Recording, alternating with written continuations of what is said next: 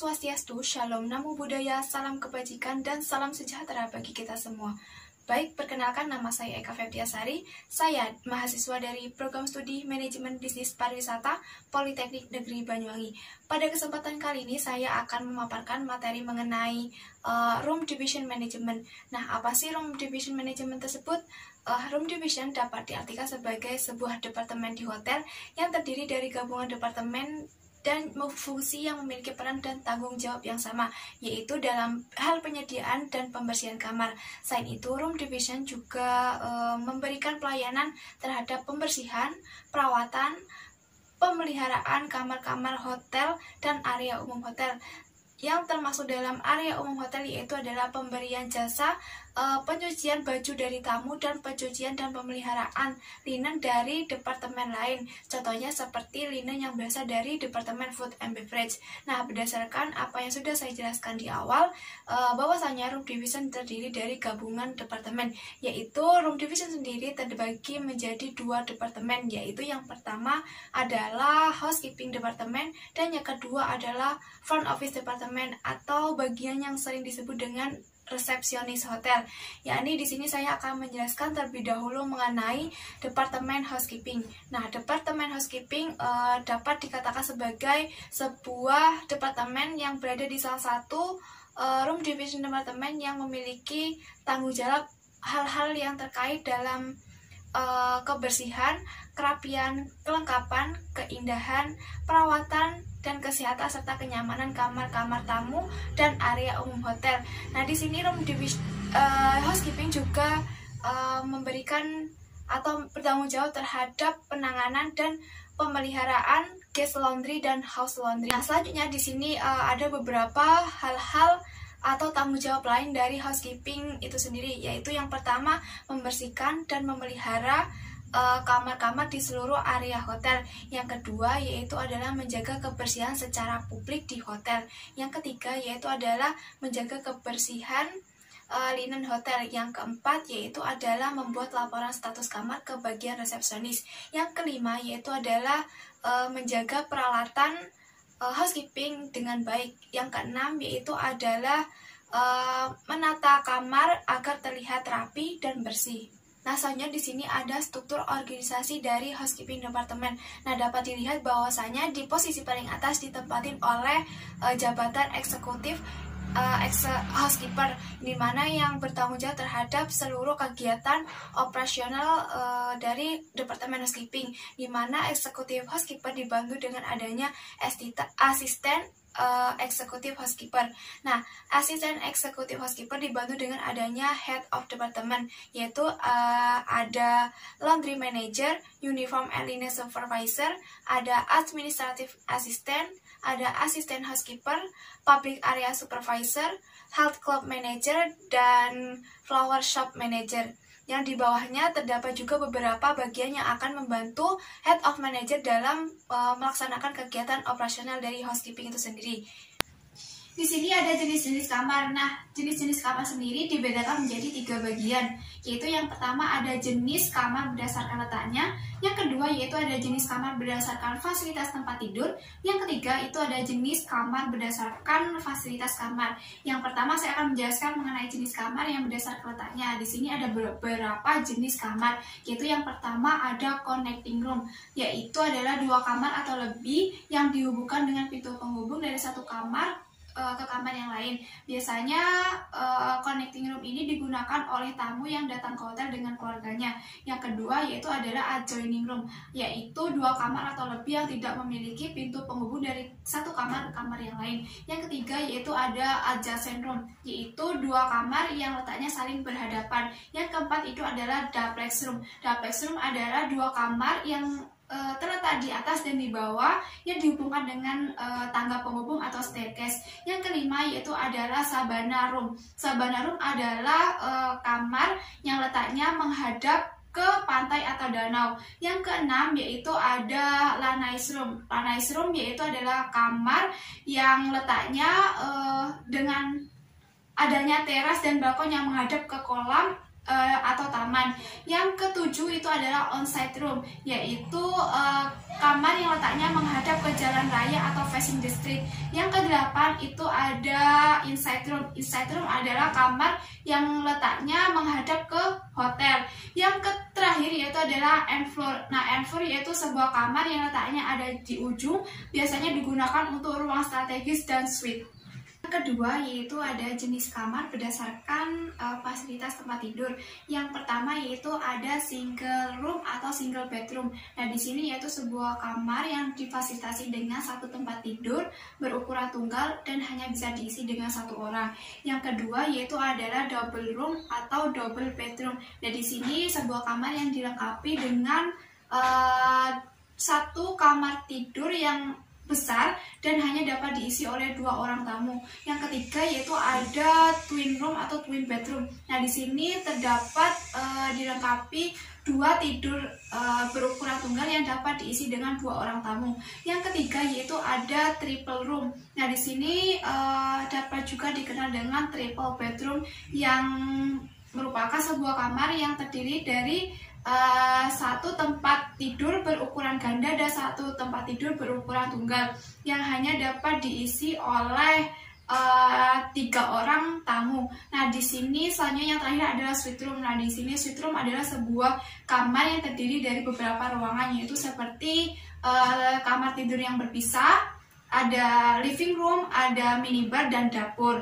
Nah, yang selanjutnya yaitu yang ketiga ada jenis kamar berdasarkan fasilitas kamar. Yang pertama yaitu ada standard room atau regular room. Nah, di sini yaitu biasanya dikenal dengan sebutan kamar biasa dan dilengkapi dengan fasilitas standar yang telah ditetapkan oleh hotel. Yang kedua yaitu adalah deluxe room atau superior room. Nah, di sini yaitu sebuah kamar yang hampir sama dengan standard room namun lebih baik dari standard room, dimana keduanya ini berdasarkan kebijakan dari hotelnya masing-masing. Yang ketiga dan yang keempat itu adalah hampir sama, yang dimana ada junior suite room atau executive suite room. Nah, di sini sama-sama dari jenis kamar yaitu suite room, yang dimana memiliki fasilitas yang sangat VVIP, yaitu seperti dengan kamar tidur yang terpisah, adanya living room, minibar, dan dapur. Setelah mengetahui jenis-jenis kamar, di sini ada status kamar. Nah, status kamar di sini biasanya digunakan oleh bagian front office dan housekeeping untuk mengetahui kamar-kamar mana saja yang akan dibersihkan dan sudah siap untuk dijual. Nah, di sini room status tersebut terdapat beberapa jenis, yaitu yang pertama ada OC, yaitu occupied clean, yaitu kondisi kamar yang terisi oleh tamu namun sudah dibersihkan. Yang kedua yaitu adalah OD, yaitu occupied dirty, yaitu kondisi kamar yang terisi oleh tamu namun belum dibersihkan. Yang ketiga ada CO atau check out, yaitu kondisi kamar yang ditinggalkan oleh tamu namun belum dibersihkan sehingga tidak layak untuk dijual. Yang keempat yaitu ada VD, yaitu vacant dirty, yaitu kondisi kamar yang tidak terisi tamu namun belum dibersihkan sehingga belum layak untuk dijual. Yang kelima yaitu adalah VC, yaitu vacant clean, yaitu kondisi kamar yang tidak terisi tamu namun sudah dibersihkan sehingga kamar ini sudah layak untuk dijual. Yang keenam yaitu ada INAFS atau dengan kode INAFS atau not available for sale, yaitu kondisi kamar yang ditutup sementara karena tujuan tertentu. Yang ketujuh yaitu ada DND, yaitu do not disturb, yaitu kamar yang terisi oleh tamu namun tidak dibersihkan karena tamu tidak ingin menunggu. Yang kedelapan yaitu ada ONL atau occupied no leakage, yaitu kondisi kamar yang tercatat terisi namun tidak ada barang dari tamu. Yang kesembilan yaitu ada SO atau SOOT, yaitu kondisi kamar yang terisi tamu dan ada barang tamu di dalam kamar namun tidak digunakan oleh tamu.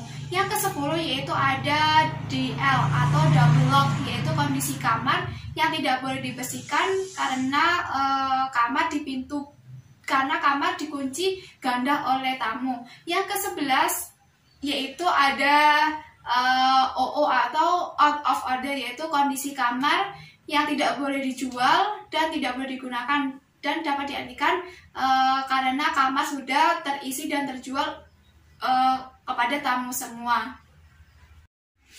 Baik, setelah mengetahui lebih jauh mengenai housekeeping departemen, di sini saya akan menjelaskan mengenai departemen yang kedua dari room division, yaitu front office department. Nah, di sini front office department dapat diartikan sebagai salah satu bagian dari departemen room division yang mempunyai tanggung jawab terhadap hal-hal penyediaan pemesanan kamar dan informasi tentang hotel yang dibutuhkan oleh tamu. Sehingga di sini front office department memiliki peran dan fungsi di dalam kegiatan operasional kegiatan hotel. Ini saya akan menjelaskan mengenai fungsi dan tugas dari front office department dan peran bagian front office bagi kegiatan operasional hotel. Di sini yang pertama saya akan menjelaskan mengenai fungsi dan tugas dari departemen front office itu sendiri terlebih dahulu.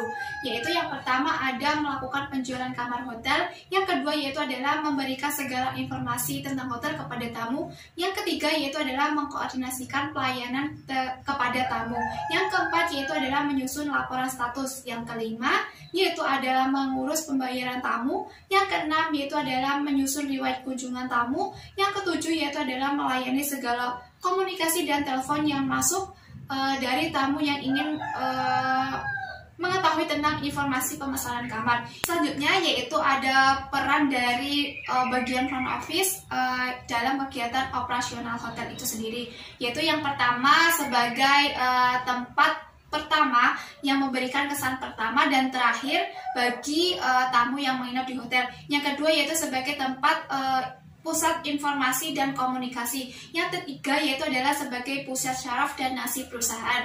Yang keempat yaitu adalah sebagai pusat koordinasi secara menyeluruh di pelayanan hotel. Yang kelima atau yang terakhir yaitu sebagai pusat informasi potensial dalam hal pemasaran dan penjualan hotel. Mengetahui fungsi dan tugas dari bagian front office serta perannya dalam kegiatan operasional, yaitu di sini ada struktur organisasi dari front office department, dan di sini di posisi paling atas yaitu ada front office manager. Nah, front office manager di sini bertugas untuk membuat, mengolah serta mengatur kegiatan operasional dari kegiatan operasional front office itu sendiri. Nah, di sini front office manager dibantu dengan adanya asisten front office manager.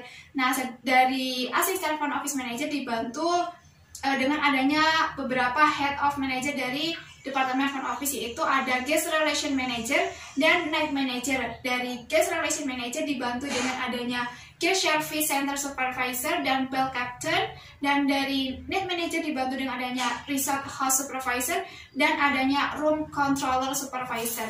Nah, dari beberapa head of department tersebut tidak akan melakukan sendiri dalam melakukan kegiatan operasional front office, namun ada beberapa bagian di bawahnya yang akan membantu melaksanakan kegiatan operasional front office itu sendiri. Baik, demikian pemaparan materi saya mengenai room division management. Apabila ada salah kata terhadap pemaparan materi saya mohon maaf. Wassalamualaikum warahmatullahi wabarakatuh.